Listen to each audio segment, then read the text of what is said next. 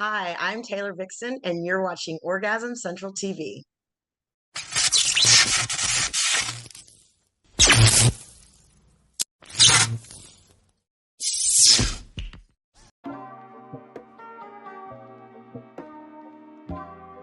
Gosh, well, my husband and I are in the lifestyle. So we've been in the lifestyle for a little over 6 years. And so, I would say it's kind of a natural progression. A lot of people that are in the lifestyle started doing content creation, when OnlyFans and stuff took off.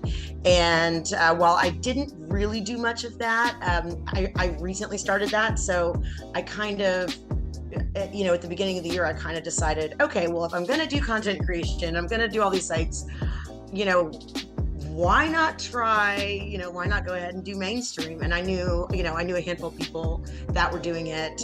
So it just was kind of like, didn't really dip my toe in. I kind of dove in head first. So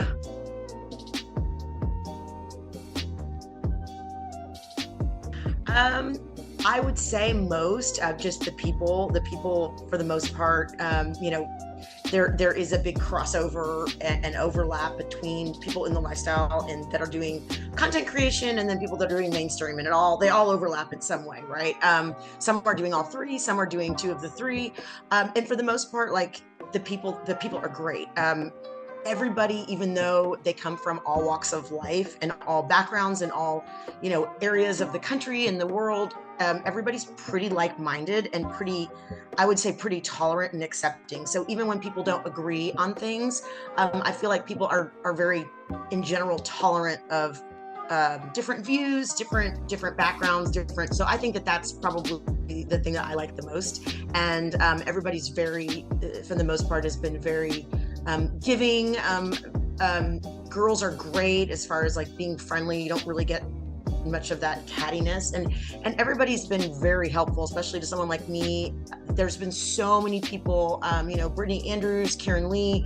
I mean, you ask them something and it's not like they make time for you and they answer questions, and I've asked people questions about cameras and who can I shoot with, and everybody's just been so helpful. And I don't feel like it's more of a competition thing. I feel like people are just genuinely helpful. So that's been really nice, and I really have found that to be refreshing.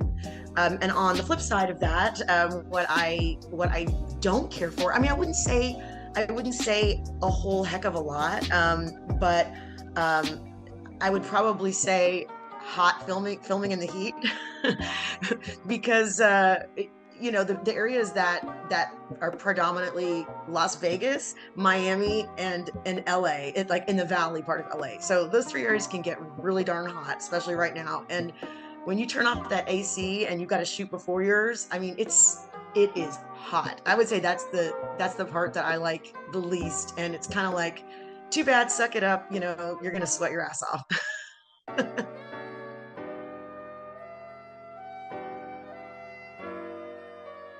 Gosh, I really like shooting with browsers. I filmed a couple top ad scenes for them, which have been long days, but they are like super professional, and everybody I've worked with there, like they have like a really cool vision, and so I've really liked the scenes. I did a shower scene with Victor Ray, and that was super cool. So I like that. I shot with Team Skeet recently, and none of this stuff is out yet, so that's what's kind of fun. It's like I'm talking about this stuff, but sometimes these films take. Some of them have come out in 2 weeks, and some of them that I filmed 3 months ago still aren't out. So it's just, I think it depends on the company, and how much stuff they have to release and where they need whatever the content that you're shooting. But I shot a really cool scene with Team Skeet, and Nikki Rebel.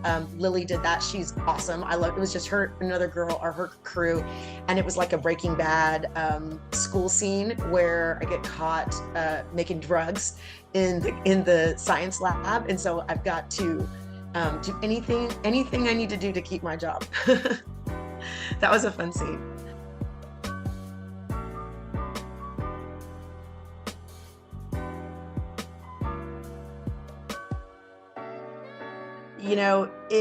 It's really sad that something that's a legal industry is not provided the same access to banking, funds, things like that. And it's a lot of industry. There's some other industries that are in that bucket, but the adult industry is probably one that is hurt the most because most of the people are not big companies. They are, content creators, people just trying to scrape by and make a living, and not huge, corporations. And unfortunately, the banks, I see some of the banking stuff. I get it. Now, it's not necessarily the banks.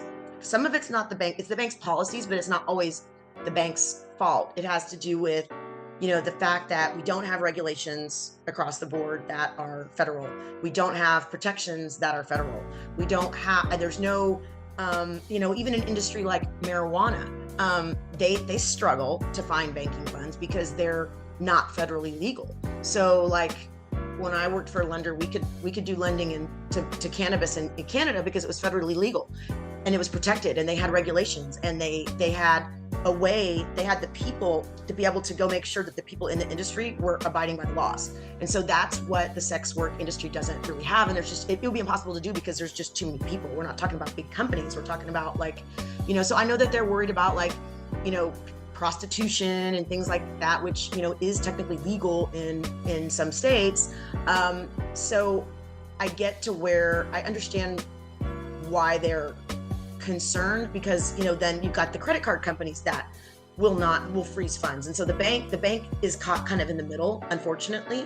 And so it's just easier for them to say we just don't want to deal with it at all because we don't want to run the risk. And unfortunately, the other problem that is kind of a double whammy is that we've got the morality issue, and so everybody that's not in sex work obviously it's shunned. We looked at, and that's really the problem, and that's we're shunned by society, unfortunately. And I don't really know. I think it's changed quite a bit. I think it's gotten better. I think it's continuing to get better. But I think that the only way for anybody to really do anything at this point is just to communicate with people and talk to people, talk to your family, talk to your friends, talk about what you're doing, and make it more accepted.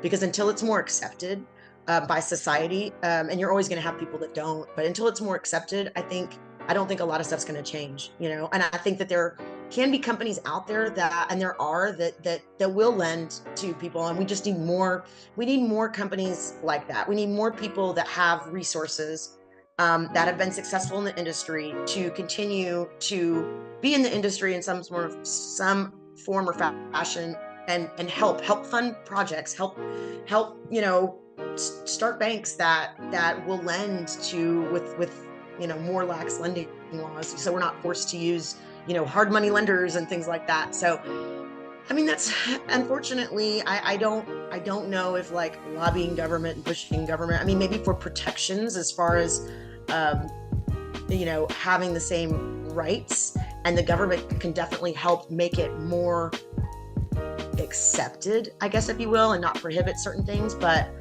I do know that until we crack down on some of the things like trafficking, which is a huge thing that government can do, they turn a blind eye, especially this administration, to trafficking, and they don't care to stop it.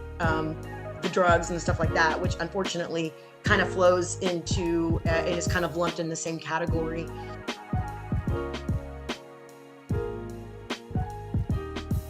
Well, I really try to make a big effort to be down to earth with people, and try to communicate, talk to all my fans, try to answer all my own stuff. I answer all my own messages and things like that. It's hard. I try not to I don't really do much chatting on Instagram and Twitter, hey, how are you doing today?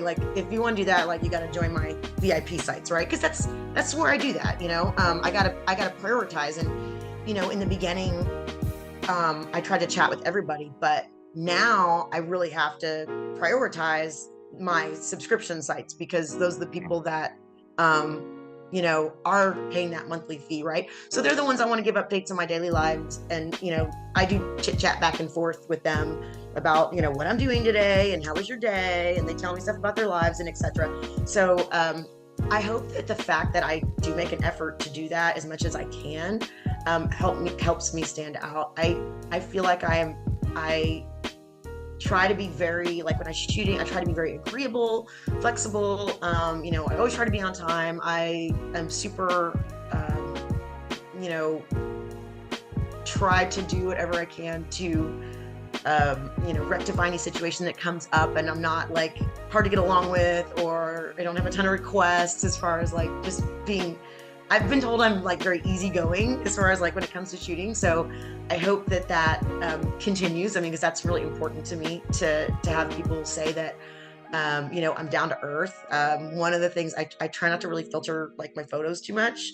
So because one of the things that's really important to me is when people meet me, I want them to be like, oh my gosh, you look like your photos, or you look better than your photos, or so it's really important to me that's why I do a lot of lives, like even Instagram live and stuff like that, where it's not filtered, it's me, it's just like me with my iPhone, so I try to do a lot of that stuff because I just really want people to see, um, you know, how I am and my personality and things like that. So hopefully that will, make me stand out. And I'm really trying to get into doing, not really be typecast into like, I love doing the MILF stepmom thing, like totally love it, but I really want to try to do other things as well.